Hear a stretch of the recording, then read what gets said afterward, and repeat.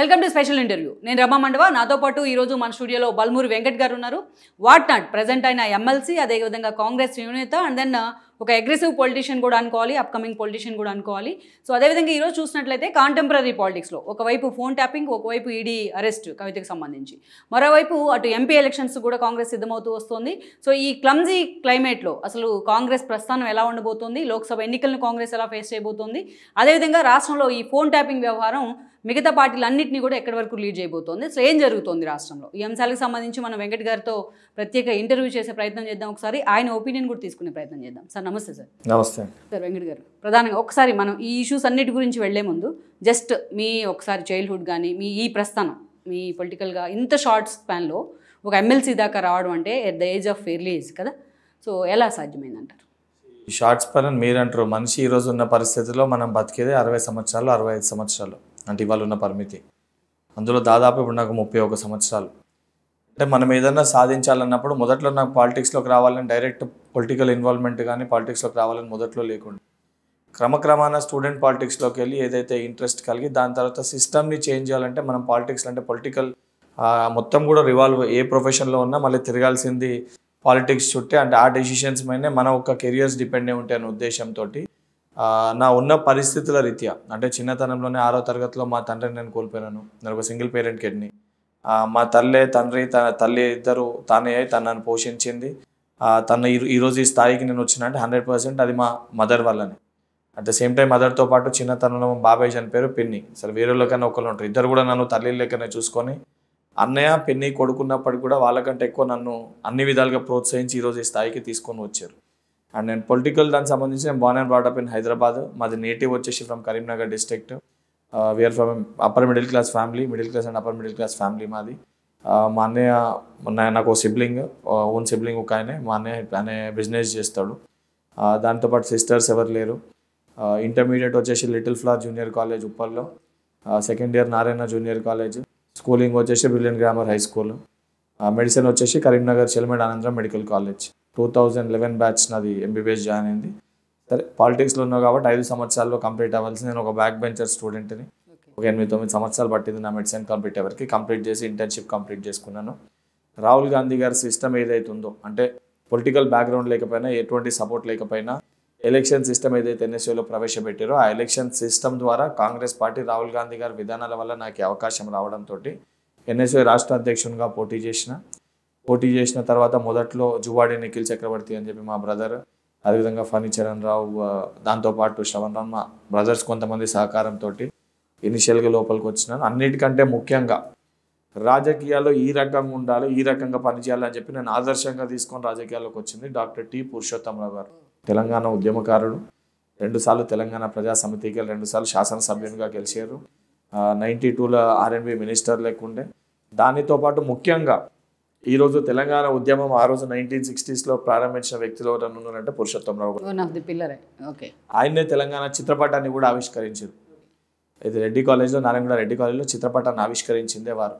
వారి దగ్గర ఒక 2 సంవత్సరాలు గాంధీ పదం ట్రైనింగ్ తీసుకొని వారి యొక్క సిద్ధాంతాల ప్రకారము ఏ రకంగా ఉండాలని చెప్పి నేర్చుకుంటూ, దాని తర్వాత కేవీపీ రామచంద్రరావు గారు ఏదైతే వారి ఆలోచన విధానం తోటి వారిద్దరితో ఇన్స్పిరేషన్గా రాజకీయాల్లోకి వచ్చి 31 yearsలోనే ఇన్ని చేసేసారు. అదే చెప్తున్నాను. వారితో తీసుకొని వచ్చి తర్వాత శ్రీధర్ బాబు గారు, జిల్లాకు సంబంధించి కరీంనగర్ జిల్లా కాబట్టి మొదట్లో శ్రీధర్ బాబు గారు నాకు సపోర్ట్ చేశారు ఏదైతే పొలిటికల్ ఎంట్రీ కాంగ్రెస్ పార్టీలో.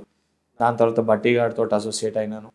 ప్రేమ్ సాగర్ రావు గారు, బట్టి గారు, క్రమక్రమాన అట్లా పార్టీలో ఉన్న వ్యక్తులందరితోటి మంచి సాన్నిహిత్యం ఉండి పార్టీ నాకు ఎంతోమంది కోమటిరెడ్డి, జగ్గారెడ్డి అన్న సొంటి అన్నల్ని ఇచ్చింది. ఏదైతే తోడబుట్టిన అక్క చెల్లె లేకపోయినా సీతక్క సొంటి, శారదక్క సొంటి అక్కల్ని నాకు పార్టీ ఇచ్చింది. క్రమక్రమాన ఒకటే loyalty, hard work, dedication, commitment, స్వార్థం లేకుండా పార్టీకి లాయల్గా నా తల్లిని ఎంత నేను ఏ రకంగా అయితే భావిస్తానో నా పార్టీని కూడా నేను అంత ప్రేమిస్తాను. కానీ వెంకట్ గారు, యాక్చువల్గా ఒక చిన్న డౌట్ ఏంటంటే మీ ప్రొఫైల్ అసలు వేరు, ఎంబీబీఎస్ వైపు వెళ్ళారు, అసలు పాలిటిక్స్ వైపు రావాలనే ఆలోచన ఎలా వచ్చింది? అదే చెప్తున్నా. ఒక ఎంబీబీఎస్కి, డాక్టర్కి, పొలిటీషియన్కి చాలా దగ్గర సంబంధం ఉంటుంది. ఒక డాక్టర్ కూడా పేషెంట్ మా దగ్గరకు వస్తే ఆయన కులమేంది, మతమేంది తెలియకుండా చూడకుండా మనము ట్రీట్మెంట్ చేయాల్సి వస్తుంది. ఒక పొలిటీషియన్ కూడా సమస్య ఎవరు వచ్చినా కూడా కులమేంది, మతమేంది అని తెలుసుకోకుండా సమస్యని పరిష్కరించాల్సి వస్తుంది. అంటే స్వార్థం లేని సేవ రెండిట్లో ఉంటుంది. అది ఏదైతే వృత్తిపరంగా వైద్య వృత్తిలో కానివ్వండి, లేదా రాజకీయ నాయకులలో కానివ్వండి. కాకపోతే డాక్టర్ పరంగా కేవలం నా దగ్గరకు వచ్చిన పేషెంట్స్ని మట్టుకే నేను ట్రీట్ చేయగలుగుతాను. ఉదాహరణకి నేను ఒక బెస్ట్ సర్జన్ అయినాను, నేను ఒక గవర్నమెంట్ హాస్పిటల్లో ట్రీట్మెంట్ చేస్తున్నాను. ఆ సంబంధించిన నేను సర్జరీ బాగా చేసిన ప్రాపర్ ఎక్విప్మెంట్ లేకపోతే ఈవెన్ నేను ఒక సక్సెస్ఫుల్ డాక్టర్ అన్నా కూడా పేషెంట్ని నేను కాపాడలేను. సో అసొంటి రెక్టిఫికేషన్, అసొంటి మార్పులు తీసుకురావాలంటే ఎక్కడ జరుగుతుంది? పాలిటిక్స్లోకి వచ్చి అసొంటి ఎంతోమంది నాసొంటి వైద్య వృత్తిలో సేవ చేయాలనుకున్న వాళ్ళకి సంబంధించిన రిఫార్మ్స్ తీసుకురావడం కానీ, ఏదైతే ఆ రకంగా డెవలప్మెంట్ చేయడం పైన కానీ మీరు చెప్తున్న క్యాస్ట్ పాలిటిక్స్ ఈరోజు రాజకీయాల్ని ఇంపాక్ట్ చేస్తున్నాయి.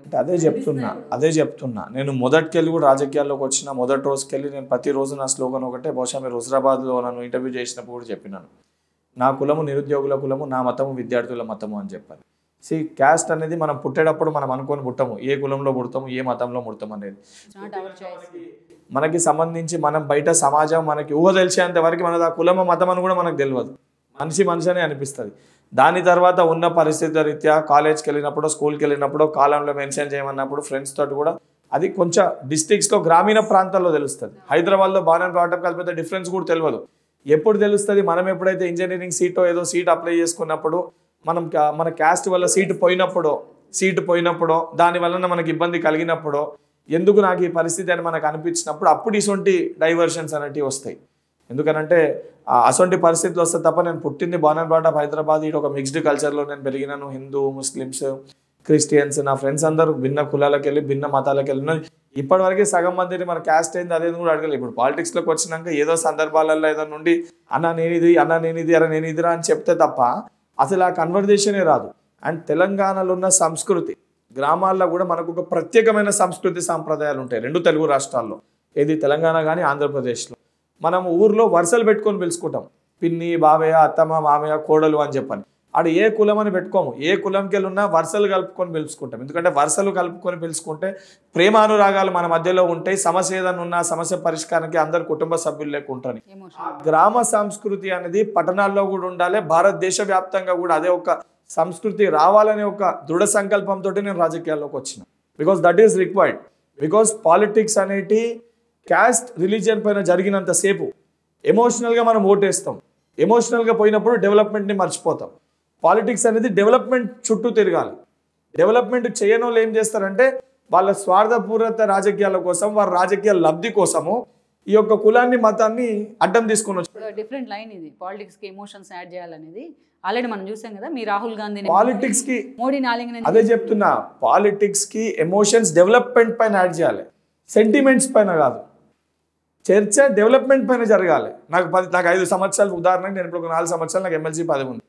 4 సంవత్సరాల తర్వాత నా ఎమ్మెల్సీ పదవీ కాలంలో నేను ఏం తీసుకొచ్చిన, నాకున్న నిధుల్ని ఎక్కడ కేటాయించిన, నేను దాన్ని ప్రజల్లోకి చెప్పి నేను ఓట్లు అడగాలి తప్ప నేను ఈ కులము, నేను ఈ మతము, నేను ఇది చేసిన అది చేసిన అనేది పెట్టినంటే నేను డైవర్ట్ చేస్తున్నట్టు. అంటే నేను నా 4 సంవత్సరాలు నా రాజకీయ లబ్ధి నా పొట్ట నింపుకొని నా కుటుంబాని కోసం నేను వాడుకున్నా కాబట్టి అవి బయటికి రావద్దనే ఉద్దేశంతో దాన్ని కవరప్ చేసుకోనికి, నేను మెస్పరైజ్ చేయడానికి ఇంకొక దాన్ని తీసుకొచ్చి అడ్డం పెడుతున్నా. అది జరగడాన్ని తప్పు పడుతున్నా. అలాగే వెంకట్ గారు, ప్రత్యేకించి వెంకట్ గారికి ఒక ఎక్స్పోజరు అంటే మీకు హుజూరాబాద్ బై ఎలక్షన్ అనే కదా చెప్పుకోవాల్సింది. ఒక స్టూడెంట్ యూనియన్ నుంచి హఠాత్తుగా ఒక ఎక్స్పోజర్ అనేది సాధ్యమైంది అంటారు. అసలు ఆ ఎంపిక ఎలా సాధ్యమైంది? అంటే ఒకటి ప్రత్యేకమైన పరిస్థితుల్లో ఈరోజు అంటే రాజకీయ పొలిటికల్ బ్యాక్గ్రౌండ్ లేకుండా ఒక పర్సన్ పాలిటిక్స్లోకి వచ్చినప్పుడు అవకాశాలు అనేవి చాలా తక్కువ వస్తాయి. సో ఏ అవకాశాన్ని వచ్చినా అది ఎంత కష్టంగా ఉన్నా దాన్ని ఎదిరించి దాంట్లో మనం ప్రూవ్ చేసుకోగలిగినప్పుడే అది మనకి ఫ్యూచర్ పాత్ కానీ ఏదైనా లేజేస్తుంది. హుజరాబాద్ ఎన్నికల్లో నాకు అవకాశం వచ్చినప్పుడు ప్రత్యేకమైన పరిస్థితులు, ఉమ్మడి కరీంనగర్ జిల్లాలో ఎవరు కూడా ముందుకు రాలేని పరిస్థితి, ఎవరిని పోటీ చేయమన్నా కూడా ఎందుకు పొలిటికల్ కెరియర్ స్పాయిల్ అయిపోతుంది అని చెప్పని ఆలోచన. ఈవెన్ మిమ్మల్ని నిలబెట్టిన తర్వాత కూడా చాలా మంది పార్టీలో నన్ను పెట్టినాక కూడా సొంత పార్టీ వాళ్ళేమో నాపై ఉన్న ప్రేమతోటి బలి చేసిరని అన్నారు, ప్రత్యర్థి పార్టీలేమో ఇంత కష్టపడ్డావు కదా నీ పార్టీ నిన్ను బకరా చేసిందని అట్లా అన్నారు. కాకపోతే నేను ఒకటే పెట్టుకున్నా, పార్టీకి అవసరం అక్కడ ఆ రోజు ఆ పరిస్థితులలో పార్టీ కోసం నికార్సైన కార్యకర్త ఎవరన్నా నిలబడేటోడు అవసరము. అక్కడ ఏంటంటే బీఆర్ఎస్ పార్టీకి వెళ్ళి ఒక విద్యార్థి నాయకునికి అవకాశం ఇచ్చారు కాబట్టి ఇందులోకి వెళ్ళి కూడా ఒక విద్యార్థి నాయకుని పెట్టాలనే ఉద్దేశంతో నేను విద్యార్థి విభాగ రాష్ట్ర అధ్యక్షునిగా ఉన్నా కాబట్టి అప్పటికే కరోనా సమయంలో అనేక సందర్భాల్లో నేను జైలు పాలే నేను పడ్డ కష్టాన్ని గుర్తించి రేవంత్ రెడ్డి గారు పిసిసి ప్రెసిడెంట్ అయినాక కష్టపడ్డోళ్ళకి తగిన గుర్తింపు ఇస్తాను, అంటే లీడర్లని తయారు చేస్తాను, ఫాలోవర్స్ని కాదు నేను లీడర్స్ని తయారు చేస్తాను రేవంత్ రెడ్డి గారు ఏదైతే మాట చెప్పారో ఇవన్నీ సమీకరణలు కలిసి ఆ రోజు నాకు రేవంత్ రెడ్డి గారు అవకాశం ఇచ్చారు హుజరాబాద్ ఉప ఎన్నికల్లో పోటీ చేయడానికి. కానీ అది ఎక్స్పెరిమెంట్ కాదు, అది సాహసం చేయటమే కదా. దానికి సిఎల్పి లీడర్ బట్టి గారు కూడా 100% వెంకట్ని పెట్టాలి, ఇంకా వెంకట్ వంటి వ్యక్తి అవసరం, అసలు ఒక విద్యార్థి నాయకుని మనం ఎంకరేజ్ చేయాలని చెప్పి ఇద్దరు ఏకాభిప్రాయంతో నా ప్రపోజల్ పెట్టారు.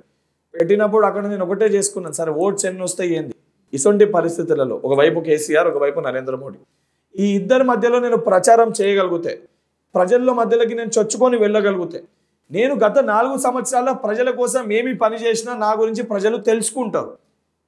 తెలుసుకున్నప్పుడు నన్ను ఆదర్శంగా తీసుకొని మరికొంతమంది యువత రాజకీయాలకి రానికి అవకాశం ఉంటుందని చెప్పి భావించి, అది నాకు ఒక ఆపర్చునిటీ లెక్క భావించి నేను ఏది పట్టించుకోలేదు. నేను గెలుస్తా, నేను గెలవగలుగుతా అనే ఒక నమ్మకంతో ప్రజల్లోకి వెళ్ళగలిగినాను. అది నా ప్రాంతం కాకపోయినా, నేను అక్కడ పుట్టకపోయినా, అక్కడ ఉన్న ప్రజలు నన్ను ఆశీర్వదించారు, నన్ను నమ్మిండ్రు. నేను అక్కడ ఏదైతే 20 సంవత్సరాలుగా ఎమ్మెల్యేగా ఉన్న ఈటెల రాజేందర్ గారిని తిట్టినా నన్ను ఎక్కడ ప్రజలు విమర్శించలే. నేను అక్కడ టీఆర్ఎస్ పార్టీని విమర్శించినా ప్రజలు నన్ను ఎక్కడ తిట్టలే. ఏ ఒక్క సందర్భంలో కూడా ప్రజలు, అక్కడ స్థానిక ప్రజలు ఎవరు కూడా నన్ను తిరుగుబాటు చేయలే. అంటే నువ్వు తప్పు మాట్లాడుతున్నావు అని కూడా అనలేను, ఎందుకంటే నేను మాట్లాడిన మాటలు వాస్తవం. కాకపోతే ఓటు పరంగా ఏంటంటే అది ప్రత్యేకమైన ఎన్నిక, ఆలస్యం అయిపోయింది, నువ్వు వచ్చేవరకు బిడ్డ నువ్వు మంచోనివే, కానీ ఈ పోటీ నీది కాదు. ఈ పోటీ పందెం మొదలై 6 నెలలు అవుతుంది. ఈ పోటీ కేసీఆర్కి ఈటెల రాజేందర్. కానీ అక్కడ ఒక విషయం ఏంటంటే మిమ్మల్ని అడ్డం పెట్టుకుని కూడా రేవంత్ రెడ్డిని టార్గెట్ చేసిన సందర్భాలు ఉన్నాయి. అదే చెప్తున్నా. ఆ టైంలో ఇనిషియల్ గా రేవంత్ రెడ్డి గారు నాకు ఒక ఎక్స్పోజర్ ఇచ్చారు. హీ ఎమర్జ్డ్ మీ, అంటే నా కష్టాన్ని గుర్తించి నన్ను ఒక లీడర్ లెక్క తీర్చిదిద్దడానికి వారకండ ఎన్నికల బరిలో నిలబెట్టారు. ఈవెన్ ఎలక్షన్స్ అయిపోయినాక వారు నాతో డైరెక్ట్ మాట్లాడలే, మీడియా ముఖంగా వచ్చి అడ్రస్ చేసి చెప్పారు. వన్ ఫైన్ డే నేను చెప్తున్నా, బల్మూరి వెంకట్ని మీరు అందరూ ఏదో అనుకుంటారు, బట్ నేను అనుకున్న దానికంటే బాగా పనిచేసిండు. సరే ఓట్ల పరంగా కన్వర్ట్ కాలేకపోయినా బల్మూరి వెంకట్ రేపొద్దున రాష్ట్రానికి, పార్టీకి ఒక మంచి నాయకుడు అవుతాడని చెప్పి ఒక మనోధైర్యాన్ని, ఒక బలాన్ని పిసిసి అధ్యక్షునిగా వారు నాకు ఇచ్చారు. ఆ ధైర్యంతో, బలంతో నేను అదే రెట్టింపు ఉత్సాహంతో హుజరాబాద్ ఎలక్షన్స్ అది కూడా పనిచేసిన. దాని తర్వాత కట్ చేస్తే exact after 6 months Huzurabad elections తర్వాత స్వయాన రాహుల్ గాంధీ గారు, ఏ వ్యక్తిని అయితే చాలా మంది కలిస్తే సరిపోతుంది అంటే ఆ వ్యక్తిని కలవాలని చెప్పని ఎంతో మంది యువత కలలు కంటారో, అసొంటి రాహుల్ గాంధీ గారు నాతో పాటు ఒక 27 మంది ఎన్ఎస్వై కార్యకర్తలు జైల్లో ఉంటే స్వయంగా వారు చెంచల్ కూడా జైలుకి వచ్చి మమ్మల్ని పరామర్శించారు. అదేంటంటే అదొక మోరల్ బూస్ట్ లెక్క. మోరల్ బూస్ట్ అంటే పార్టీ తోటి నాకున్న ఎమోషనల్ అటాచ్మెంట్, పార్టీ నన్ను వాళ్ళ వ్యక్తి, అంటే ఇది మా పిల్లగాడు, మా పిల్లగానికి పరిస్థితి ఉంది, ధైర్యాన్ని మేము ఇవ్వాలని చెప్పి కేంద్ర నాయకత్వం, రాష్ట్ర నాయకత్వం ఏకాభిప్రాయం.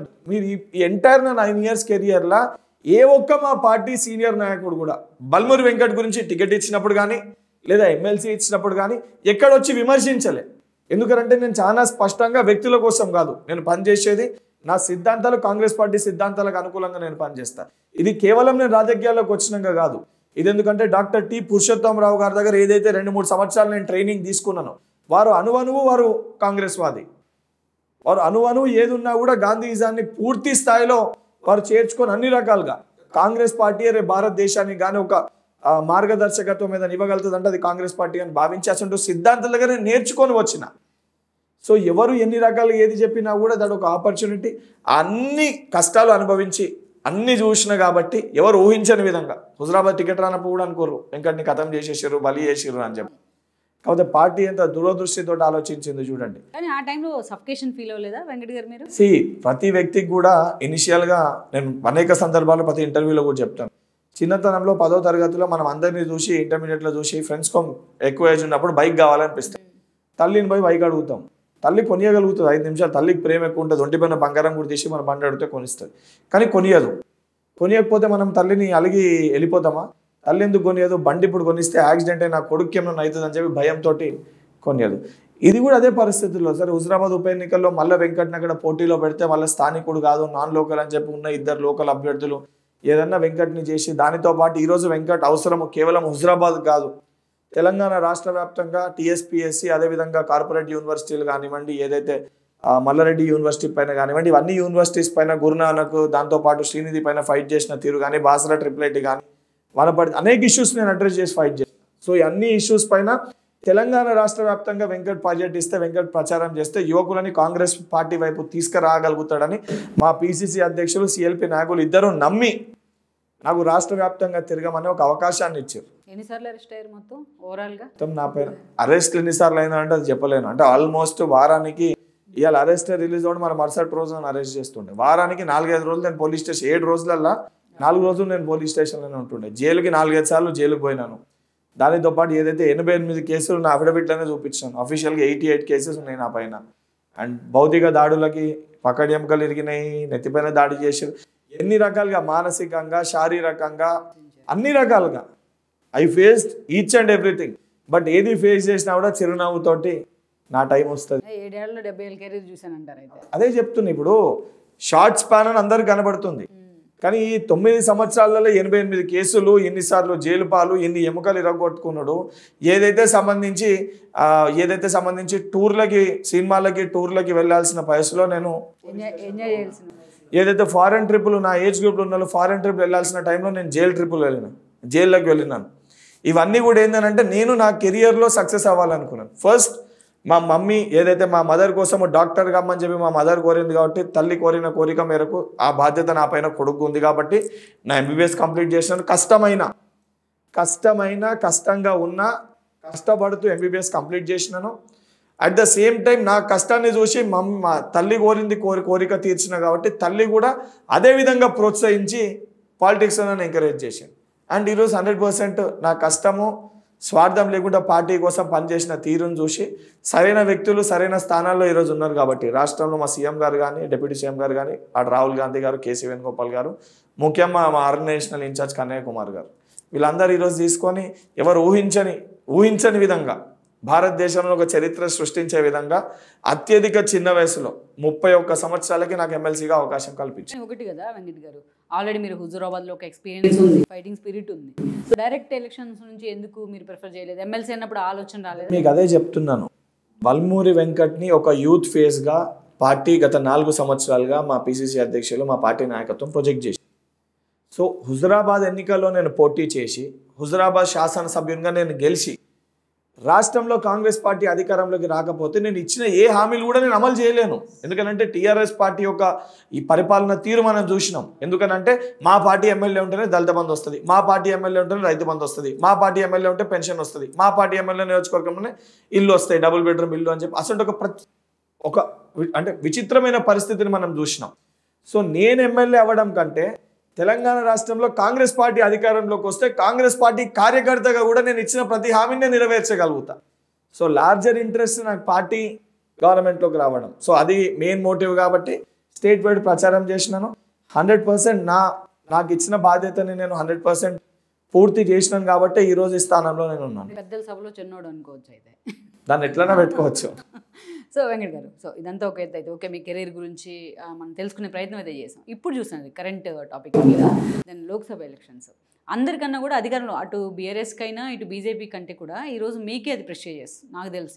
ఎందుకంటే మీరు డే 1 నుంచి మీ పార్టీ ఫామ్ చేసిన దగ్గర నుంచి అధికారం గవర్నమెంట్ పడేస్తాం అని ఇదే సవాళ్ళు 2 వైపుల నుంచి కదా. సో అలాంటి సిచ్యువేషన్ నుంచి ఈరోజు లోక్సభ ఎన్నికలను కాంగ్రెస్ ఎలా ఫేస్ చేయబోతాం? అంటే ఒకటి, ఏదైతే వీళ్ళు పదే గవర్నమెంట్ పడేస్తామంటే వీళ్ళ నియంతృత్వం ఏ మేరకు వెళ్ళిందో అనేది చాలా స్పష్టంగా కనబడుతుంది. అంటే ప్రజాస్వామ్యంలో 5 సంవత్సరాలకు ఒకసారి మనకి ఎన్నికలు వస్తాయి. ఎన్నికలు పబ్లిక్ మ్యాండేట్ ఇస్తారు. మ్యాండేట్ ఇచ్చి గెలిచిన ప్రభుత్వాన్ని కూలగొట్టేస్తామనంటే మా దగ్గర ఉన్న ఒక డబ్బు బలంతో, మాకున్న అహంకారంతో మేము అవన్నీ ఖర్చు పెట్టి గుంజేసుకొని కూలగొడతామని చెప్పి స్వయంగా వారే అంగీకరిస్తున్నట్టు కదా. అండ్ చాలా స్పష్టంగా మా ప్రభుత్వము అసొంటి మాటలకి భయపడదు. భయం అనేది ఎప్పుడు వస్తుంది? బాధ్యత లేనప్పుడు భయం వస్తుంది. కాంగ్రెస్ పార్టీకి, కాంగ్రెస్ ప్రభుత్వానికి బాధ్యతతోటి మేము పనిచేస్తున్నాం. మా ముఖ్యమంత్రి గారు ఏదైతే ప్రమాణ స్వీకారం చేయకముందే తెలంగాణ రాష్ట్రంలో మొత్తం కూడా ఏంటంటే కట్టడి చేసి ఒక దొర పరిపాలనని మనం చూస్తుంటే, ఒక గడి పరిపాలనని మనం చూస్తుంటే, ఏదైతే ప్రగతి భవన్ ముందున్న ముళ్ళ కంచెల్ని తొలగించి ఇది ప్రజా పరిపాలన, అది ప్రజా దర్బార్ అని చెప్పి పేరు పెట్టి ఇది ప్రజల కోసం ఏర్పడిన ఒక ప్రభుత్వము, ప్రజల అభిప్రాయం మేరకు పరిపాలన కొనసాగుతుందని చెప్పి ఒక స్వేచ్ఛని మనం చూసినాం మొదటి రోజుకెళ్ళి. దాని తర్వాత 3వ రోజే ఏదైతే సంబంధించి మహిళలకి ఈరోజు ఏదైతే తెలంగాణ ఉద్యమంలో క్రియాశీలక పాత్ర ఎవరైనా పోషించారంటే మొదట వరుసలో మహిళలు. ఎందుకంటే విద్యార్థులు కొట్లాడినా, సంబంధించి వాళ్ళ ఇంట్లో వాళ్ళు కొట్లాడినా, ఇంట్లో ఉండి బాధ అనుభవించిన వ్యక్తి ఎవరు? మహిళ. ఆ మహిళ ప్రోత్సహించింది, ఆ తల్లి, అక్క, చెల్లి ప్రోత్సహించింది కాబట్టి ఆ రకంగా బయటకు వచ్చి మాసొంటి వ్యక్తులు పోరాటం చేయగలిగారు. సో అసొంటి మహిళలకి ప్రాధాన్యత ఇవ్వాలి, పెద్దపీట వేయాలని చెప్పని మహిళలకి ఉచిత ఆర్టీసీ ట్రాన్స్పోర్ట్ని అందుబాటులోకి తీసుకొని వచ్చినాం. ఏదైతే దాని తర్వాత సంబంధించి జీరో వడ్డీ రుణాలను తీసుకొని వచ్చినాం మహాలక్ష్మి పథకం కింద. దానితో పాటు ఏదైతే ఇంద్రమ్మ ఇల్లు నియోజకవర్గానికి 3500 ఇంద్రమ్మ ఇల్లు తీసుకొని వచ్చినాం. 500 రూపాయలకి గ్యాస్ సిలిండర్, అది మహిళలకి రేపోతుంది. ఎందుకంటే వాళ్ళకున్న బడ్జెట్లో వాళ్ళకి ఉపయోగపడేదే. 200 యూనిట్ల ఉచిత కరెంట్, అది కట్టాల్సింది పాపం ఇంట్లో మహిళలకి వాళ్ళకున్న పైసల్లో కట్టాల్సింది. ఇవన్నీ స్కీమ్స్ కూడా మీరు ఆలోచిస్తే పేద మధ్యతరగతి కుటుంబాలకి ఉపయోగపడే స్కీమ్స్ ఇవన్నీ కూడా. ఇవన్నిటిని ఇమీడియట్గా ఇంప్లిమెంట్ చేశారు. రైతు బంధు విషయం కూడా ఏదైతే 90% మంది 5 ఎకరాల లోపు అందరు కూడా రైతు బంధు ఇచ్చారు. ఈ 10% ఎవరైతే ఉన్నారో 10 ఎకరాల పై ఉన్న భూస్వాములు, కేసీఆర్ గారు, మల్లారెడ్డి గారు, కొంతమంది అసలు నాయకులు ఎవరైతే ఉన్నారో వాళ్ళకి రైతు బంధు రాలేదు తప్ప నిజమైన పేద మధ్యతరగతి కుటుంబంలో ఉన్న ప్రతి రైతుకి రైతు బంధు వచ్చింది. ఎందుకంటే కాంగ్రెస్ పార్టీ ఎప్పుడు కూడా పేదోళ్ళ అవసరం మేరకు కాంగ్రెస్ పార్టీ పనిచేస్తుంది. ఏదైతే గత ప్రభుత్వాలు ఢిల్లీలో బీజేపీ పార్టీ కానీ ఎవరి కోసం పనిచేస్తుందంటే మనం చాలా స్పష్టంగా అదానీ, అంబానీ అని చెప్పగలుగుతాం. రాష్ట్రంలో చంద్రశేఖరరావు గారు ఎవరి కోసం పనిచేసిరంటే కల్వకుంట్ల కుటుంబం కోసం పనిచేసిరని చెప్పగలుగుతాం. కానీ కాంగ్రెస్ పార్టీ అధికారంలో ఉన్నప్పుడు ఈ 120 రోజుల పరిపాలన ఏదైతుందో చాలా స్పష్టంగా మీరు ఎక్కడ చూసినా ఎవరి పని వారు.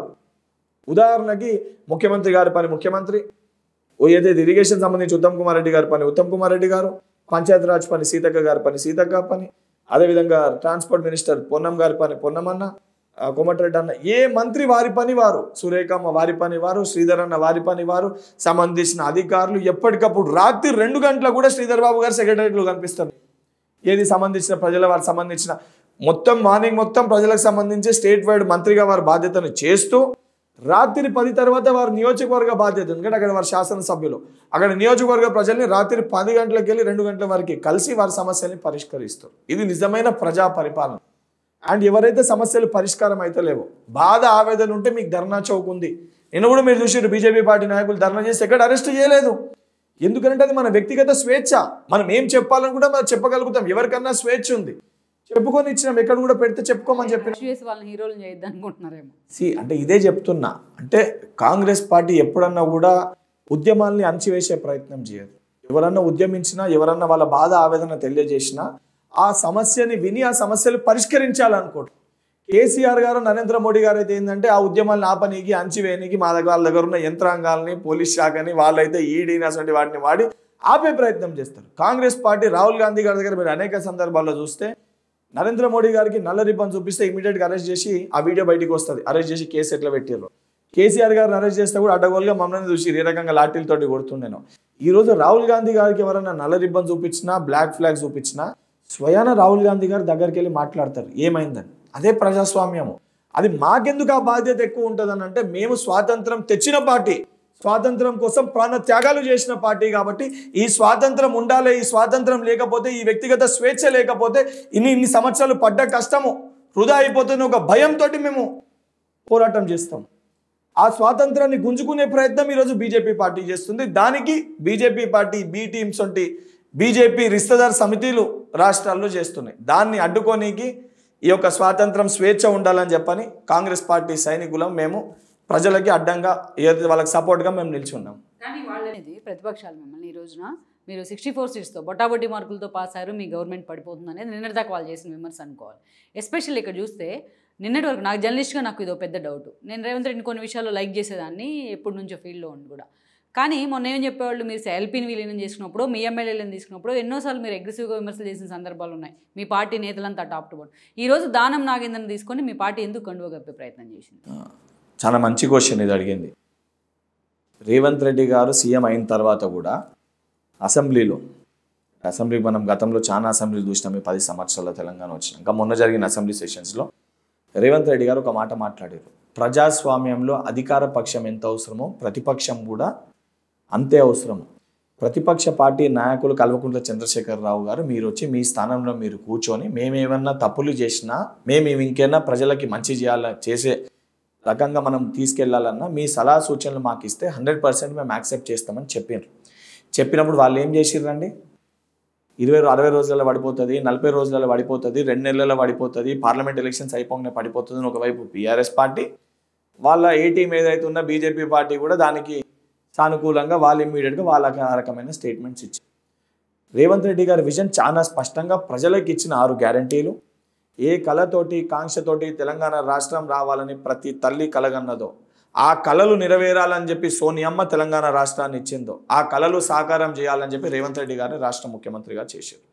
ఈ కళలు నెరవేరుస్తామని చెప్పి ప్రజలకి మ్యాండేట్ ఇద్దాము, ప్రజలకు ఉన్న స్కీమ్స్ని ఇంప్లిమెంట్ చేద్దామని చూస్తుంటే కూలిపోతుంది, కూల్చేస్తుంది అన్నప్పుడు వారి సొంత పార్టీలో ఉన్న శాసనసభ్యులు, బీఆర్ఎస్ పార్టీలో ఉన్న శాసనసభ్యులు కానీ బీజేపీ పార్టీలో ఉన్న శాసనసభ్యులు కానీ అరే వీళ్ళు నియంత్రణ లేక పరిపాలిస్తున్నారు, ఇటువంటి ఒక ప్రజా పరిపాలన కావాలి, మా సమస్యలు మేము ప్రతిపక్ష పార్టీ ఎమ్మెల్యే లేకున్నా రేవంత్ రెడ్డి గారు అపాయింట్మెంట్ ఇస్తారు, మాకు కూడా ఫండ్స్ ఇస్తారు, మా నియోజకవర్గ అభివృద్ధి కోసం పనిచేస్తారు, అటువంటి వ్యక్తిని అటువంటి ప్రభుత్వాన్ని కూల్చేసే ప్రయత్నం వీళ్ళు చేస్తున్నప్పుడు వీళ్ళకి తగిన గుణపాఠం చెప్పాలని ఆయా నియోజకవర్గాల్లో ఉన్న ప్రజల ఒత్తిడి మేరకు ఆ పార్టీ శాసనసభ్యులు వాళ్ళు వచ్చి పార్టీలో చేరుతారు తప్ప మేము ఎక్కడ కూడా మా యంత్రాంగాన్నో మా బలగాలను వాడుకొని భయభ్రాంతులకు గురి చేసి మేము వాళ్ళ లెక్క ఆ పార్టీ శాసనసభ్యుల్ని మా పార్టీలో చేర్చుకునే ప్రయత్నం చేస్తలేము.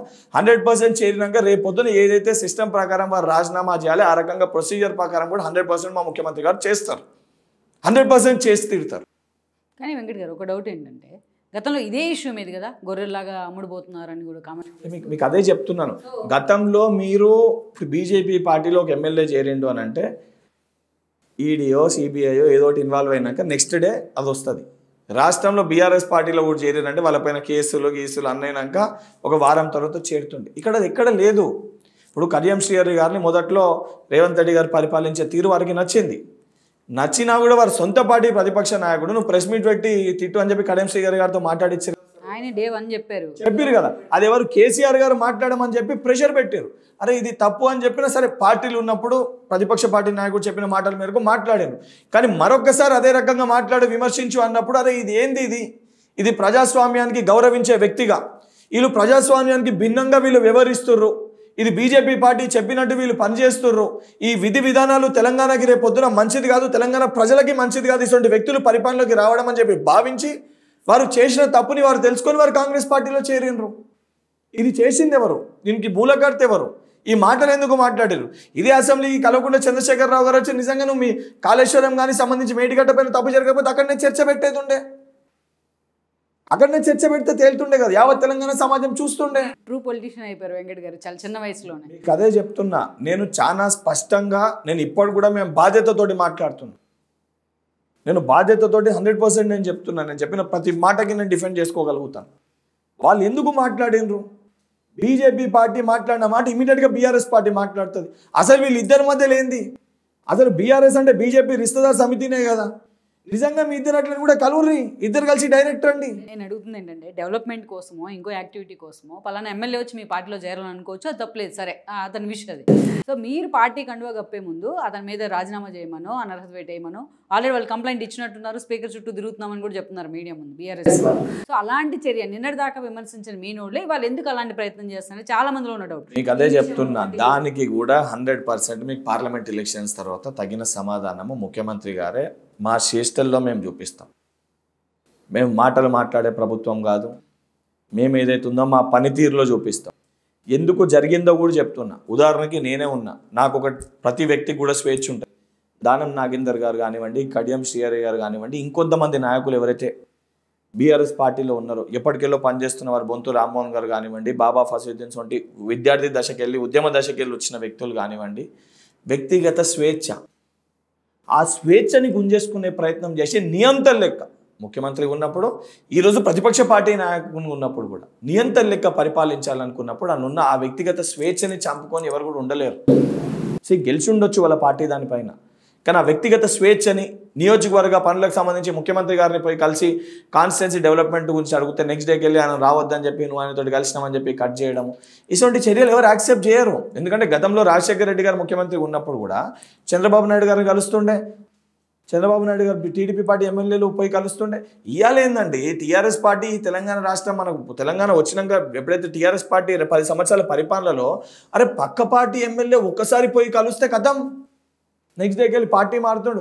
అరే ముఖ్యమంత్రి గారిని కలుస్తుండ్రు, రేవంత్ రెడ్డి గారు తెలంగాణ రాష్ట్రానికి ముఖ్యమంత్రి, వాళ్ళ పార్టీ శాసనసభ్యులు ఆ నియోజకవర్గ అభివృద్ధి పనుల కోసం వారు ముఖ్యమంత్రి గారిని కలుస్తున్నారు.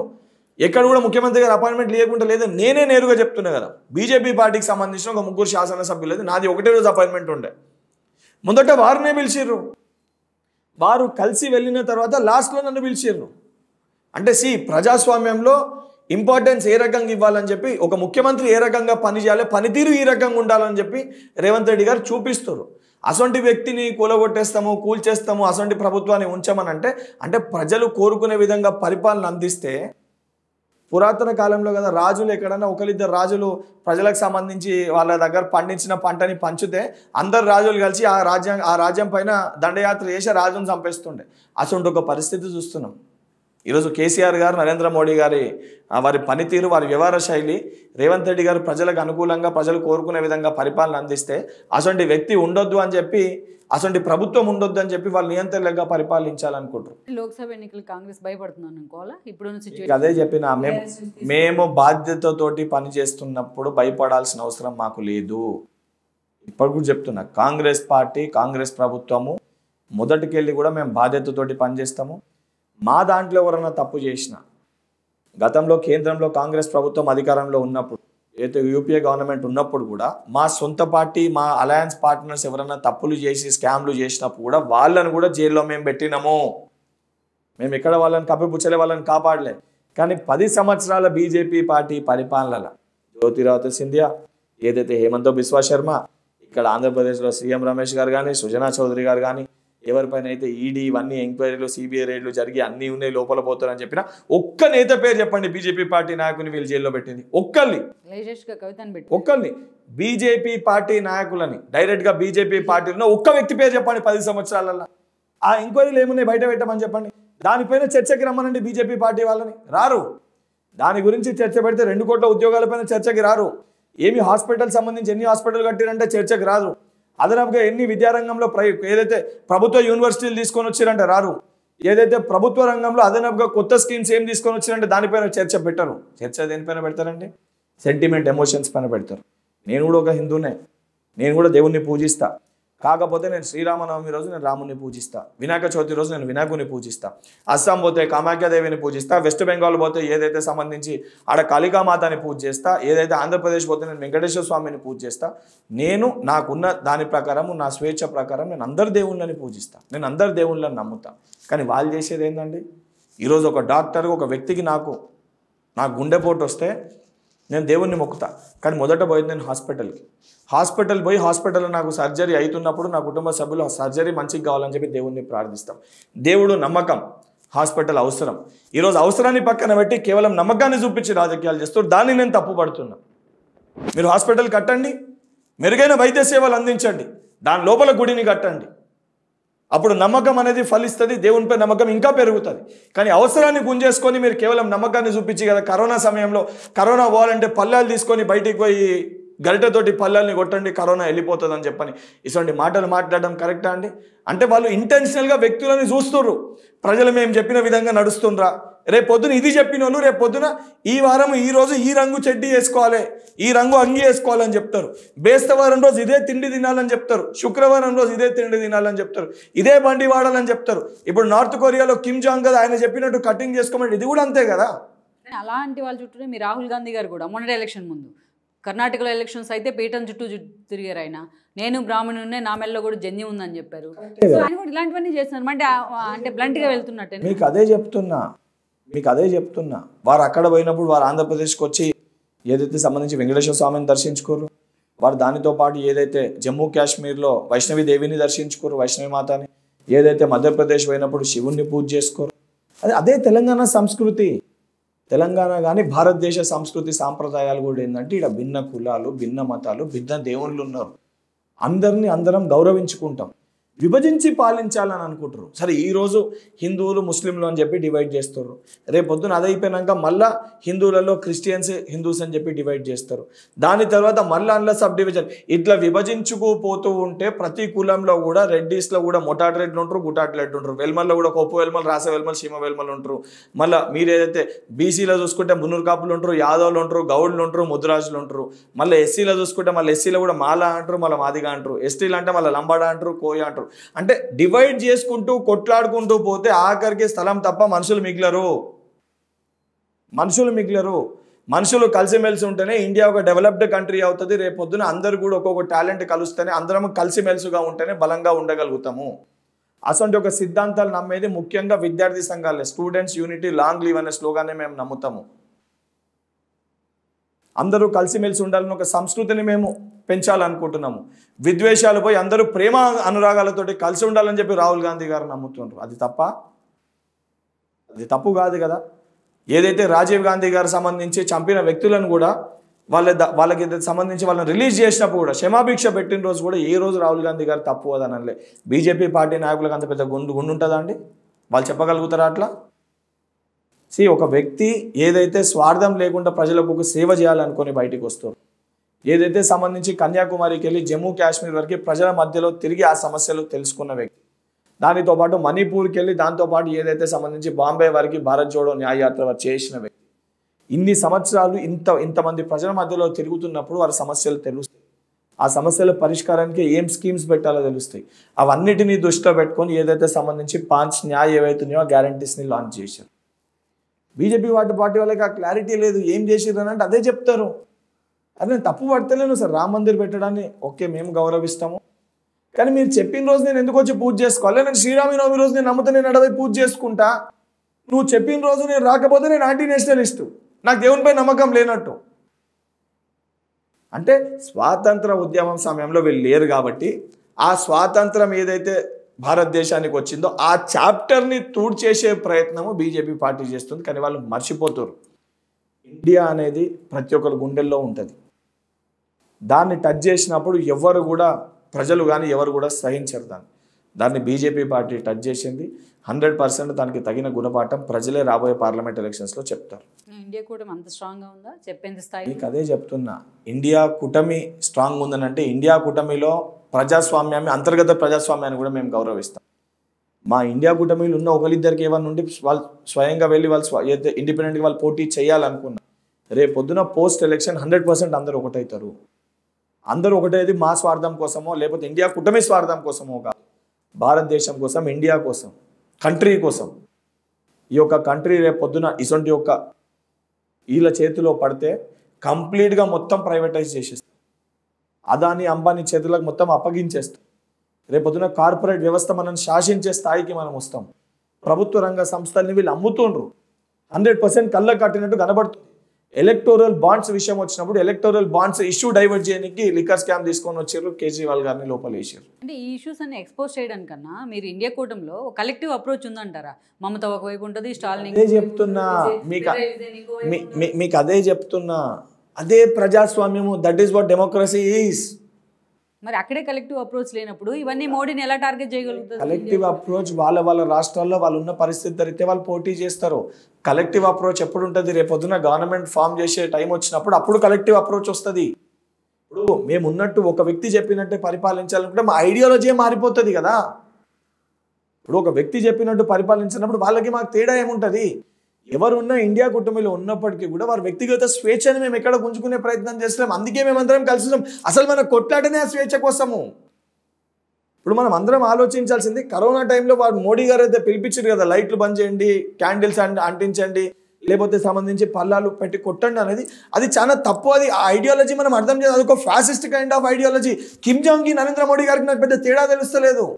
కిమ్ జాంగ్ గారు కూడా కటింగ్ పెట్టి ఆయన ఏ కటింగ్ చేసుకుంటాడు అదే కటింగ్ చేసుకోమని చెప్తారు నార్త్ కొరియాలో. సేమ్ నేను అది ఇక్కడ ఇంప్లిమెంట్ చేయగలుగుతాను అని చెప్పి కిమ్ జాంగ్ని పుట్టింగ్ని చూసి నేను కూడా అసలు ఒక వ్యక్తి, ఒక నియంత్రణ లెక్క నేను భారతదేశాన్ని పరిపాలించగలుగుతానని మోడీ ఒక ట్రయల్ చేసిండు కరోనా టైంలో. That is a trial.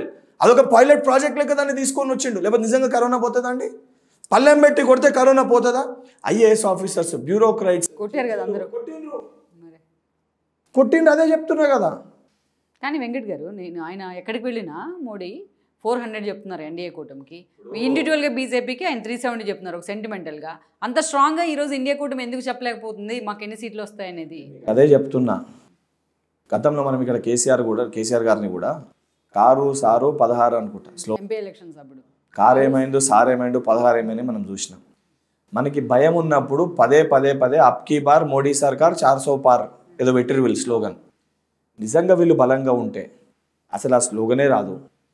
పదే నరేంద్ర మోడీ గారు మాట్లాడాల్సిన అవసరమే రాదు.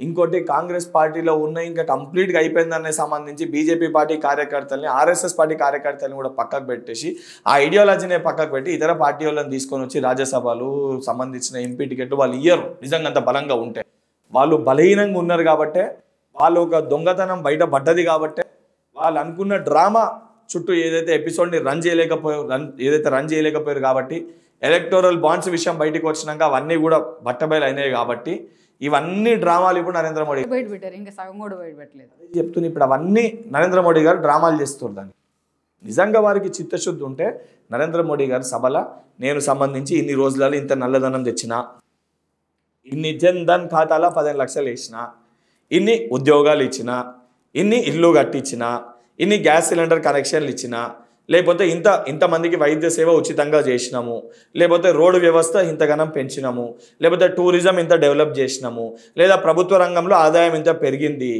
దీనిపైన చర్చ ఉందండి. లేదు అసలు. వాళ్ళు కూడా చెప్తున్నారు కదా, సర్జికల్ స్ట్రైక్ చేసినాము, ట్రిపుల్ తలాక్, అదే చెప్తున్నా 370 ఆర్టికల్, నీకు అదే చెప్తున్నా. అవన్నీ తేవడాన్ని సరే అది ఎవరు వ్యక్తిగతం, నచ్చిన వారికి నచ్చుతుంది, నచ్చని వారికి నచ్చదు. బట్ నేను ఇక డెవలప్మెంట్ ఎక్కడ ఉందని అడుగుతున్నా. 370 ఆర్టికల్ ఓకే తీసుకొని వచ్చారు, నైస్. ట్రిపుల్ తలాక్ మీరు కరెక్ట్ అన్నారు, తెచ్చారు, ఓకే నైస్. మీరు రామ్ మందిర్ కట్టారు, okay I do accept. But development ఎక్కడుంది ఇక్కడ? డెవలప్మెంట్ ఎక్కడుంది? డెవలప్మెంట్ గురించి ఒక్క స్పీచ్ చూపించండి నాకు. అరే ప్రజాస్వామ్యంలో ప్రెస్ ప్రశ్నించినప్పుడు ఆన్సర్స్ చెప్పాలి ఎక్కడన్నా కూడా.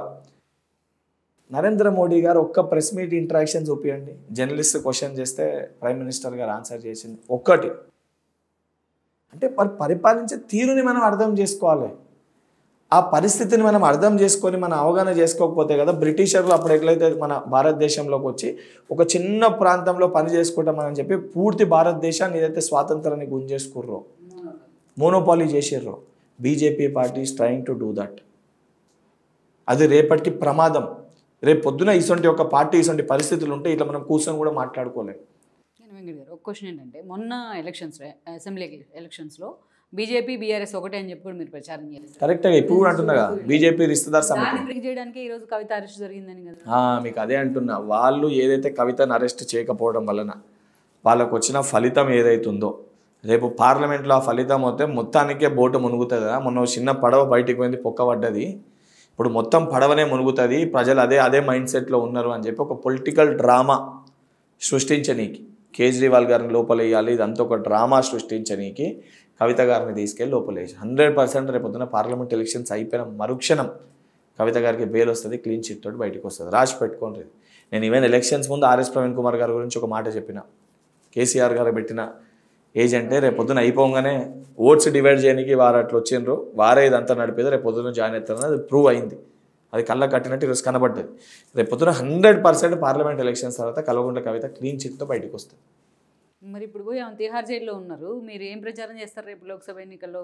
ఇంకా మీరు బీజేపీ బీఆర్ఎస్ ఒకటే అంటే నమ్ముతారా? జైల్లో పెట్టినంత మటుకు అయిపోయింది, ఆమెను కంప్లీట్గా శిక్ష పడ్డట్టు కాదు కదా.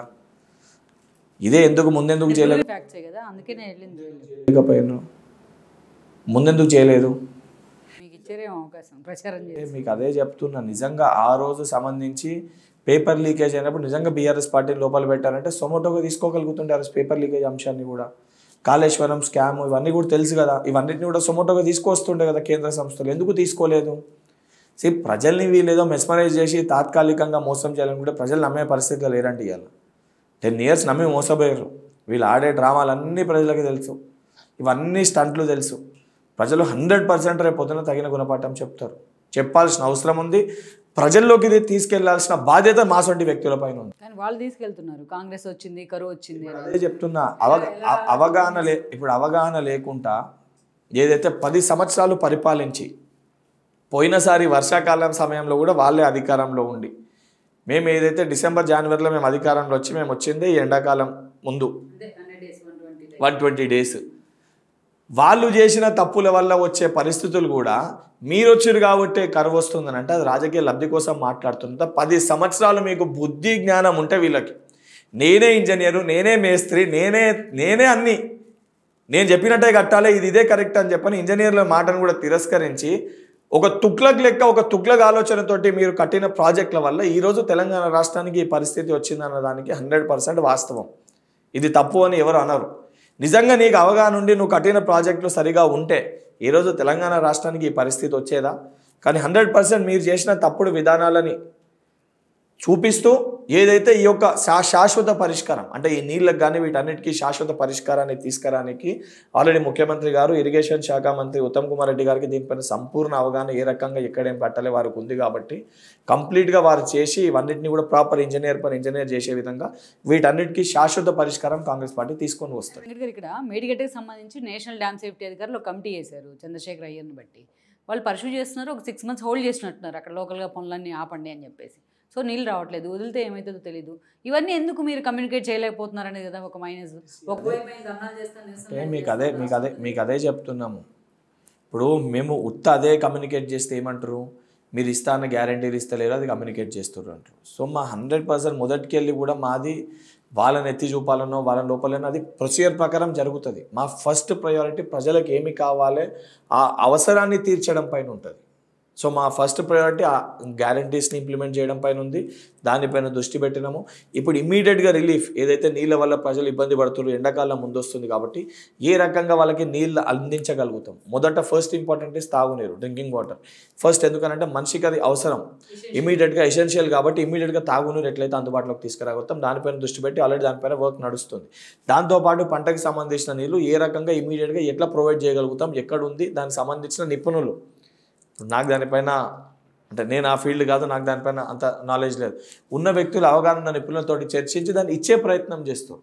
దీంతోపాటు ప్యారలల్గా ఏదైతే సంబంధించి ప్రాజెక్టులు సంబంధించి ఆ నీళ్ళు విడుదల చేస్తే మొత్తం కూలుతుందా కొట్టుకోపోతుందా, కొట్టుకోపోయినప్పుడు ఏమంటారు అవగాహన లేకుండా మీరు నీళ్ళు ఇచ్చిపెట్టాలి అంటే మొత్తం కొట్టుకోవేరే చూసి చెక్ చేసి ఇచ్చిపెట్టాలి అంటే వాళ్ళు జ్ఞానం లేకుండా అజ్ఞానులు వాళ్ళు మాట్లాడేటోళ్ళు. బీఆర్ఎస్ పార్టీ నాయకులకి జ్ఞానం ఉందని చెప్పి సరే నాకంటే వయసులో 80,000-70,000 పుస్తకాలు చదివినా అంటారు. 80,000-70,000 పుస్తకాలు చదివి మరి అంత ఓవర్లాప్ అయినట్టుంది, ఒకదానికి ఒకటి చెప్తున్నట్టు, ఒక ఎగ్జామ్ రాయడానికి పోయి ఇంకొక ఆన్సర్ రాసినట్టుంది వారి పరిస్థితి. అందుకే ఆ తుక్లక్ లెక్క పరిపాలించారు కాబట్టి దీన్ని అన్నింటినీ కూడా ప్రక్షాళన చేయాలంటే సమయం పడుతుంది. కానీ శాశ్వత పరిష్కారం మా ముఖ్యమంత్రి గారు మా ప్రభుత్వం చేస్తారు. ప్రక్షాళన అన్నారు కాబట్టి ఒక క్వశ్చన్, మొన్న హౌస్లో ఉన్నారండి మీరు బడ్జెట్ సెషన్స్ అప్పుడు ఎమ్మెల్సీ అయ్యి ఉన్నారు కదా, కాగ్ టేబుల్ చేసినట్టు కాగ్ రిపోర్ట్ చూసుంటారు, might be aware of that నాకు తెలిసి. సో ఎప్పుడు కూడా నేను ఇన్ని సంవత్సరాల నుంచి ఫీల్డ్లో ఉన్నా, ఎన్నోసార్లు కాగ్ రిపోర్ట్లు మొత్తం చదువుతూ కూర్చున్నాను, నేను చాలాసార్లు ఇంట్రెస్ట్ ఉన్నా. సో అలాంటిది ఫస్ట్ టైం నేను అనుకుంటా ఒక ఆసరా పథకం, ఒక దళిత బంధు దగ్గర నుంచి ఒక ఆసరా మొదలుకొని అసలు ఆ కాగ్ టచ్ అయిన అంశమే లేదు అవినీతి గురించి, గత ప్రభుత్వ అవినీతి గురించి. ఆఖరికి మీకు లిటిల్ బిట్ ఈ గొర్రెల పథకాన్ని కూడా దాంట్లో ఉన్న అవినీతిని కూడా కాగ్ ఎండగట్టి ఒక్క మాటలో చెప్పాలంటే బట్టలు తీసి బజార్లో నుంచో పెట్టినట్టు ఉందన్నమాట. ఇప్పుడు మీ రేవంత్ రెడ్డి గారికి పాలన ఒక టాస్క్ అయితే ఈ అవినీతి మొత్తం బయటికి తీయటం ఒక టాస్క్ కదా, సఫిషియంట్ అధికారులు కూడా లేరనుకుంటాను. మీకంట ఈ డబ్బంతా ఎవరిది అంటే దీని మీద అప్రోచ్ ఎలా ఉండబోతుంది అనేది చెప్తున్నా. ఈ డబ్బు సొమ్ము ఏదైతే తెలంగాణ ప్రజల డబ్బుని దోచుకున్న ఈ కుటుంబం దగ్గరికి వెళ్ళి 100% అన్ని బయటికి తీసుకొని వస్తాం. బికాస్ ఇది అవసరం రేపొద్దున డెవలప్మెంట్ కూడా. అండ్ రేపొద్దున ఈ లెక్క ఎవరన్నా పరిపాలించాలన్నా వీళ్ళకి ఎగ్జాంపుల్ సెట్ కావాలి, ఇట్లా రకంగా చేస్తే పరిస్థితి ఇట్లా అవుతుంది అని చెప్పి. ఎందుకంటే వీళ్ళు అన్నీ కూడా అంటే ఒక పార్టీ అని కూడా అనలేము, ఒక కుటుంబానికే పరిమితమైంది. కల్వకుంట్ల అనే కుటుంబము, తన్నీరి అనే ఒక వ్యక్తి, ఈ యొక్క 5 చుట్టే మొత్తం 10 సంవత్సరాల పరిపాలన సాగింది. ఆ కుటుంబ ఆస్తులు ఎంత అంటే మనం లెక్క పెట్టలేనన్ని ఆస్తులు పోగేశారు. అవన్నింటినీ బయటికి తీసుకురావాల్సిన బాధ్యత ప్రభుత్వం పైన ఉంటుంది కదా. ఈ స్కాములు ఎవరు చేసినా, ఈవెన్ మా పార్టీలో ఎవరైనా వ్యక్తి చేరి అసొంటి ఆరోపణలు ఎదుర్కొన్నా వాళ్ళని కూడా విడిచిపెట్టలేదు, వాళ్ళని కూడా బయటికి తెస్తాం. ఇదే బీఆర్ఎస్ పార్టీ వాళ్ళ స్పోక్స్ పర్సన్ ముందు ఏదైతే వాళ్ళకి సంబంధించిన ఒక కార్పొరేషన్ ఎక్స్ కార్పొరేషన్ చైర్మన్ ఒక ప్రెస్ మీట్లో అవినీతి ఉందంటే నేనే డైరెక్ట్ చెప్పాను, అవినీతి పత్రాలు ఉంటే తీసుకురా, ఇద్దరం కలిసి పోదాం డీజీపీ గారి దగ్గరికి, కంప్లైంట్ ఇద్దాం, మేము ఎంక్వైరీ చేస్తాం, ఎవరు తప్పు చేసినా లోపల పెట్టిస్తాం. కానీ అదే జరిగితే మళ్ళీ వెండెట్టా పాలిటిక్స్ అంటారు కదా. మీకు అదే మేము ఎక్కడ కూడా ఈరోజు ఏదైతే సంబంధించి మీరు అన్న వెండెట్టా పాలిటిక్స్ దాన్ని వ్యక్తిగతంగా పోతున్నామని ముఖ్యంగా ఈ ఫోన్ ట్యాపింగ్ దానిపైన మాట్లాడుతారు. ఫోన్ ట్యాపింగ్ అనేది కేవలము కాంగ్రెస్ పార్టీ వాళ్ళో లేదా రేవంత్ రెడ్డి గారితో వారి కుటుంబంతో చేసిరని చెప్పి మేము బయటికి తీస్తలేమండి. 2 వ్యక్తుల మధ్యలో సంభాషణ అంటే వ్యక్తిగత స్వేచ్ఛ. ఒక 2 వ్యక్తులు ఏదన్నా మాట్లాడుకుంటారు, అది వ్యక్తిగత స్వేచ్ఛ. దాన్ని బయటికి తీసుకొని దాన్ని రాజకీయ లబ్ధి కోసం వాళ్ళ పొట్ట నిండడానికి ఆ యొక్క సంభాషణని వాడుకొని 2 వ్యక్తులని విడదీయనికి ఆ యొక్క సంభాషణ వాడి ఆ పరికరాన్ని యూజ్ చేసినప్పుడు అసలు వ్యక్తులని ఏమంటామో అది దరిద్రానికే దరిద్రం. అది బహుశా దరిద్రం అని ఒక అది ఉంటే కూడా అది కూడా చూసి ఇదేం దరిద్రం అని అంటది. అసలు ఒక చర్యలకి వాళ్ళు పాల్పడ్డారు. అసలు చర్యలకి పాల్పడ్డ వాళ్ళని కఠినంగా శిక్షించుదామా, దాన్ని వెండెడ్ పాలిటిక్స్ అని అన్నామా? అంటే ఇది మీరు ఏదో జీడిపాకం లాగా తీసుకెళ్తున్నారు, దీని మీద క్లారిటీ లేదనేది కదా వాళ్ళ విమర్శ. అదే చెప్తున్నా, ఇప్పుడు క్లారిటీ ఉందో లేదో అధికారులు లోపల పోతుంటే ఒకరి తర్వాత ఒకరు తెలుస్తున్నాయి. కొత్త కొత్త విషయాలు నాకంటే ముందు మీడియా కథనాల్లో మీడియాలనే బయటికి వస్తున్నాయి, ఏమేమి చెప్తున్నారో వాళ్ళు. ఏ రకంగా ఎలక్షన్ టైంలో డబ్బుని పట్టిర్రో కూడా ఎవిడెన్సెస్ బయటికి వస్తున్నాయి. ఏ వ్యక్తులను పాపం ఆ కుటుంబాలనే విడగొట్టిర్రో బయటికి తెలుస్తున్నాయి. సో ఇసొంటి ఒక, ఎందుకంటే జడ్జిలు, ఎమ్మెల్యేస్, ఎంపీస్, బ్యూరోక్రైట్స్, జర్నలిస్టులు, ఫిలిం యాక్టర్స్, బిజినెస్ మ్యాగ్నెట్స్, ఆఖరికి వాళ్ళ సొంత పార్టీ ఎమ్మెల్యేలు, వాళ్ళ సొంత పార్టీ మంత్రులు, ఆ కుటుంబం, ఆఖరికి హరీష్ రావు గారి ఫోన్ కూడా ట్యాప్ పెట్టిరంట మొదట్లో. అంటే ఇదేంది ఇది? అది దేనికోసం వాడాలి ఆ పరికరాన్ని? ఏదైతే టెర్రరిస్ట్లో, నక్సలైట్లో దేశానికి ప్రమాదం, రాష్ట్రానికి ప్రమాదం పొంచి ఉందనంటే అసలు వ్యక్తులని ట్యాప్ చేయడానికి ఉపయోగపడాల్సిన పరికరాలని తీసుకొని వచ్చి ఇక్కడ వ్యక్తుల మధ్యలో సంభాషణ వాడి రాజకీయ లబ్ధి కోసం వాడుకున్న వ్యక్తుల్ని ఇడిచిపెడితే రేపొద్దున అసలు చర్యలకి అందరూ పాల్పడతారు. అసలు దాన్ని ఆపి అడ్డుకట్ట వేయాల్సిన బాధ్యత ప్రభుత్వం పైన ఉంటుంది. కాబట్టి ఆ దిశగా పనిచేస్తారు తప్ప, తప్పు చేయకపోతే నేను అన్నిటికీ రెడీగా ఉన్నా అని చెప్పి చెప్పాలి తప్ప, గుమ్మడికాయ దొంగోడు అంటే భుజాలు తడుముకున్నట్టు పదే పదే నేనేం చేయలేదని చెప్పి నోటీసులు పంపించడు అంటే భయం. ఎప్పుడు భయపడతారు? తప్పు చేసినప్పుడే భయపడతారు. ఆ భయం చాలా స్పష్టంగా వాళ్ళ కళ్ళల్లో, వాళ్ళ మాటల్లో తెలుస్తుంది. ఎన్ని డ్రామాలు చేసినా, ఎన్ని కథలు పడ్డా తప్పు చేసినోని న్యాయపరంగా శిక్ష పడుతుంది, ఊసలు లెక్క పెట్టాల్సిందే. అంటే ఇది ఒక లాజికల్ కంక్లూజన్ ఎక్కడ అనేది కదా వెంకట్ గారు. మీకు ప్రణీత్ రావుని పట్టుకుంటే కిషన్ వచ్చారు, రాధాకిషన్ వచ్చారు, ఆయన పట్టుకుంటే ఇప్పుడు ప్రభాకర్ రావు అంటున్నారు. ప్రభాకర్ రావు రావాలి కదా.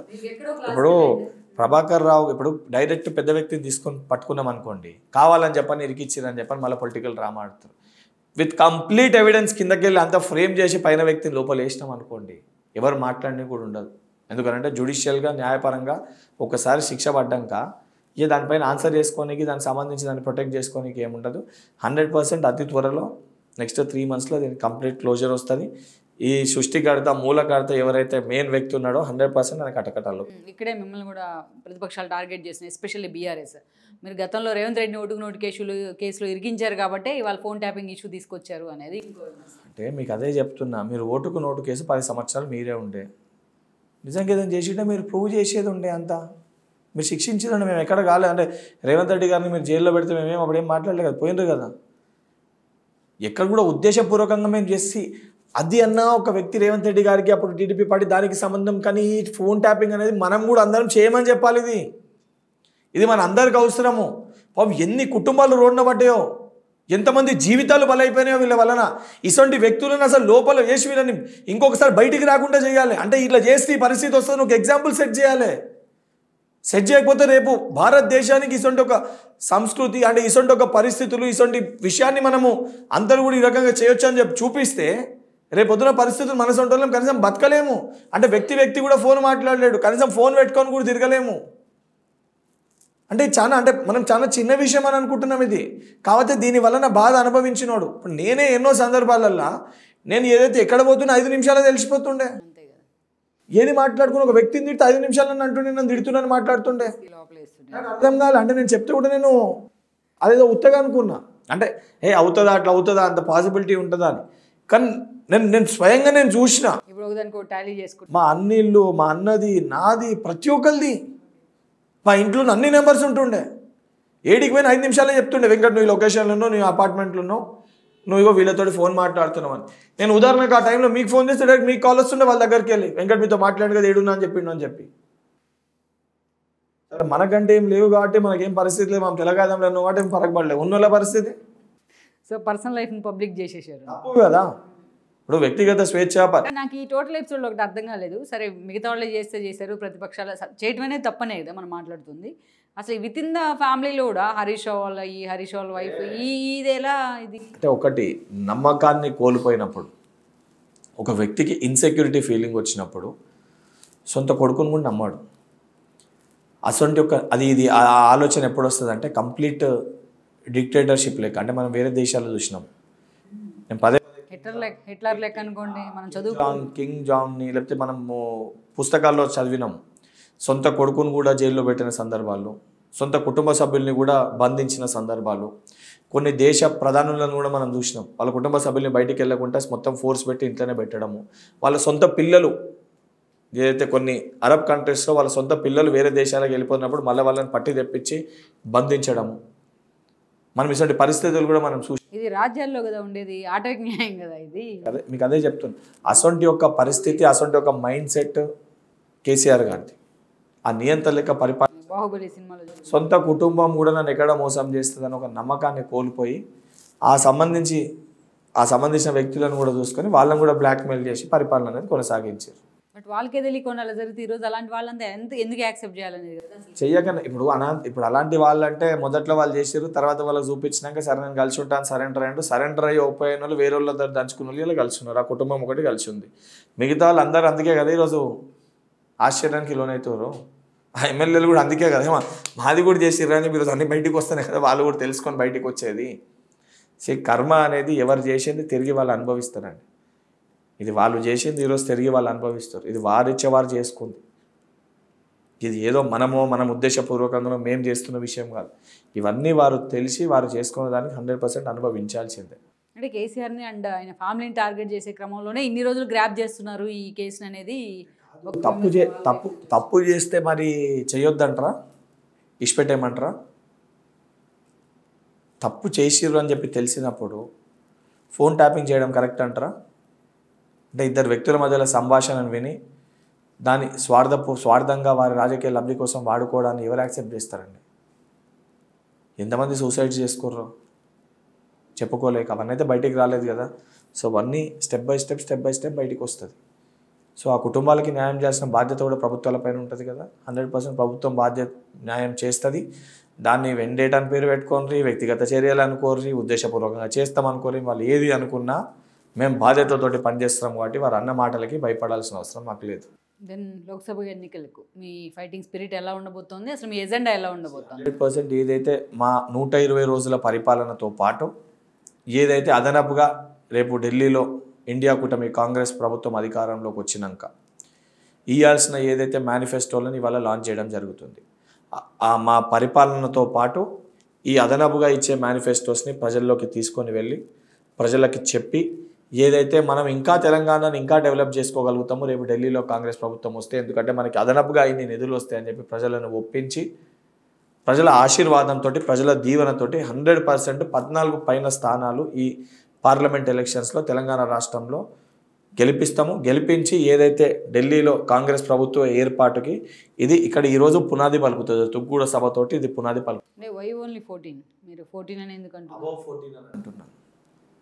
అబవ్ 14 అంటే 16 ఉండొచ్చు, 15 ఉండొచ్చు, 17 ఉండొచ్చు. మేము ఒక టార్గెట్ గోల్ పెట్టుకున్నాం. Minimum is 14, above 14. So anything above 14. నేను మొత్తం 17 స్థానాలు గెలుస్తామనంటే అది మాట పరంగా అవుతుంది. ప్రజాస్వామ్యంలో మనం సంబంధించిన ఆడున్న లోకల్ ఈక్వేషన్స్ ప్రకారము, లేకపోతే ఆడున్న వ్యక్తుల క్యాండిడేచర్ ప్రకారము, లేదా మీరు అన్నది ఇంతకుముందు క్యాస్ట్ పాలిటిక్స్ సోషల్ ఈక్వేషన్స్ ప్రకారము రిజల్ట్స్ అనేవి అప్స్ అండ్ డౌన్స్ ఉంటాయి. సో దాన్ని దృష్టిలో పెట్టుకొని అబవ్ 14 ఈజ్ ఆ టార్గెట్. మేము గోల్ పెట్టుకుని 14 పైన స్థానాలు గెలిపివ్వాలని చెప్పని ఆ దిశగా. కానీ మొన్న చూస్తే మీకు అసెంబ్లీ ఎలక్షన్స్లో మీరు రంగారెడ్డి అండ్ హైదరాబాద్లో మ్యాక్సిమం ఒక సీట్ కూడా గెలుచుకోలేదు కాంగ్రెస్. సో ఇక్కడ ఎలా ఓవర్కమ్ చేయబోతున్నారు? ఆ ఎలక్షన్స్లో మేము ఇక్కడ ఉన్న ప్రజలకి మా ఉన్న గ్యారంటీస్లో ఏ స్కీమ్ అంటే నా వ్యక్తిగత అభిప్రాయం ఆ పెట్టిన స్కీమ్స్లో ఏంటంటే ఫ్రీ ట్రాన్స్పోర్ట్ కానీ ఇవన్నీ ఇక్కడ బస్సు ఎక్కువ మటుకు హైదరాబాద్ ఉన్న వాళ్ళంతా బైక్ కొనుక్కుంటారు, బస్సు ఎవరు వాడరు. దాంతోపాటు ఉన్న ఈ కరెంటు వీటన్నిటికంటే అందరూ 200 యూనిట్స్ కంటే ఎక్కువనే యూజ్ చేస్తారు. గ్యాస్ సిలిండర్ ఎక్కువ మటుకు ఈరోజు బయట తినడమే అలవాటు ఇంట్లో వండుకోవడం కంటే. ఇక్కడ ఎందుకంటే ఇద్దరు సిటీలో ఎక్కువ కూడా ఏంటంటే బోత్ వర్కింగ్ ఉంటారు కాబట్టి వచ్చి వంట వండుకునే పరిస్థితి సగం వాటికి కిచెన్లు కూడా లేవు ఈరోజు ఎక్కువ కొన్ని ఇళ్లలో. ఆ పెట్టిన గ్యారంటీస్లో బహుశా ఇక్కడ ఉన్న ప్రజల్ని మేము ఆకర్షించలేకపోయినాం. దానికి ఈరోజు ఏంటంటే సంబంధించి కొన్ని స్కీమ్స్ ఏదైతే సంబంధించి చాలాన్లు మాఫ్ చేయడము, లేదా కంప్లీట్గా చేయడము, లేకపోతే ఏదైతే ఫ్రీ ట్రాన్స్పోర్ట్ కానీ, లేదా పెట్రోల్ డీజిల్ ఇంకొంచెం తగ్గించడం కానీ, లేకపోతే కన్స్ట్రక్షన్ రెగ్యులరైజేషన్ అంశం కానీ, ఇటువంటి కొన్ని అదనపుగా స్కీమ్స్ ఏమన్నా పెడితే 100% ఇక్కడ ఉన్న ప్రజల్ని కూడా మేము ఆకర్షించగలుగుతాము. వారికి కూడా మేము బాసటగా అంటే మేము ఉన్నాము అని చెప్పి వారికి కూడా ఒక భరోసా ఇవ్వగలుగుతామని చెప్పి అంటే నా ఒపీనియన్. అంటే పెట్టిన గ్యారంటీస్లో ఇటువంటి కొన్ని స్కీమ్స్ ఇంప్లిమెంట్ చేస్తే 100% ఇక్కడ ప్రజలు కూడా ఆశీర్వదిస్తారు మమ్మల్ని అని చెప్పి పూర్తి నమ్మకం విషయం. కానీ అభ్యర్థుల విషయంలో మీకన్నా అందరికన్నా ముందు బీజేపీ అనౌన్స్ చేసింది అండ్ దెన్ బీఆర్ఎస్ అనౌన్స్ చేసింది కొంతమంది. ఈ క్యాండిడేట్స్ విషయం ఒకటి చెప్తాను. మేము అధికారంలో ఉన్నాము, మా పరిపాలన ఏందో తెలుసు. We are going with our party face. మేము పార్టీ సింబల్ మా మేనిఫెస్టోతో వెళ్తున్నాం.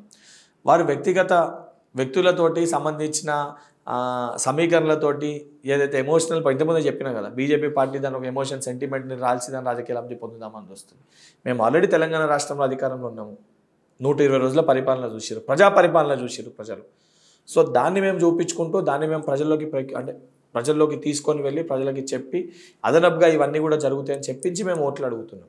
అండ్ ప్రక్రియ ప్రకారం ప్రొసీజర్ ప్రకారం ఎవ్రీ టైం ఎట్లా అనౌన్స్ చేయాలి అదే రకంగా క్యాండిడేట్స్ని అనౌన్స్ చేస్తున్నాం. వాళ్ళు ఏంటంటే 10 సంవత్సరాలు ఏమి చేయలేకపోయారు కాబట్టి బీజేపీ పార్టీ భయంతో జల్దీ అనౌన్స్ చేసుకుంది. ఏదైతే బీఆర్ఎస్ పార్టీకి క్యాండిడేట్లు దొరకక మళ్ళీ లాస్ట్కి ఎవరు వెళ్ళిపోతారని చెప్పి పదే చేంజ్ చేసుకుంటూ వాళ్ళు అనౌన్స్ చేసుకుంటారు. కాంగ్రెస్ పార్టీ చాలా బలంగా ఉంది, మేము అన్ని రకాలుగా బలంగా ఉన్నాం. మా ఒక ప్రచారం కొనసాగుతూనే ఉంది. ఎందుకంటే క్షేత్రస్థాయిలో మాకు 45 లక్షల పైన కాంగ్రెస్ పార్టీ కార్యకర్తలు ఉన్నారు, మాకు బూత్ ఏజెంట్లు ఉన్నారు, డోర్ టు డోర్. ఎందుకంటే ప్రజలే అక్కడ ఉన్న మా లబ్ధిదారులే మా కార్యకర్తలు. మా 6 గ్యారంటీ స్కీమ్స్ ద్వారా ఎవరైతే లబ్ధిదారులు ఉన్నారో వాళ్ళే మా కార్యకర్తలు. వాళ్ళే రేపు పొద్దున మా కోసం ప్రచారం చేస్తారు. మా అభ్యర్థులని చేతి గుర్తును చూసి మమ్మల్ని గెలిపిస్తారు. ఆ నమ్మకంతో ఆ ఒక విశ్వాసంతో మేము సంబంధించిన ఆ ప్రక్రియ ఏదైతే ఉంటుందో ప్రజాభిప్రాయం మేరకు మేము క్యాండిడేట్స్ని ప్రకటిస్తాం. సర్వేస్ అన్ని ఈక్వేషన్స్ని చూసి మేము ప్రకటిస్తాం. డబ్బు సంచలనం చూసి ఎవరి దగ్గర ఎక్కువ డబ్బు ఉందని వీరి లెక్క చూసి మేము క్యాండిడేట్స్ని ప్రకటించాం. అదే చెప్తున్నాను కదా, ఎవరు ఏ రకంగా చేసిరో ప్రజలు చూసిర్రు. దానికి మ్యాండేటే మొన్న అసెంబ్లీ ఎన్నికల ఫలితాలు. అంటే ఈ కవిత అరెస్ట్ కానీ మిగతా ఇష్యూస్ కానీ రాష్ట్రంలో లోక్సభ ఎన్నికలు ఇంపాక్ట్ చేయమంటారా?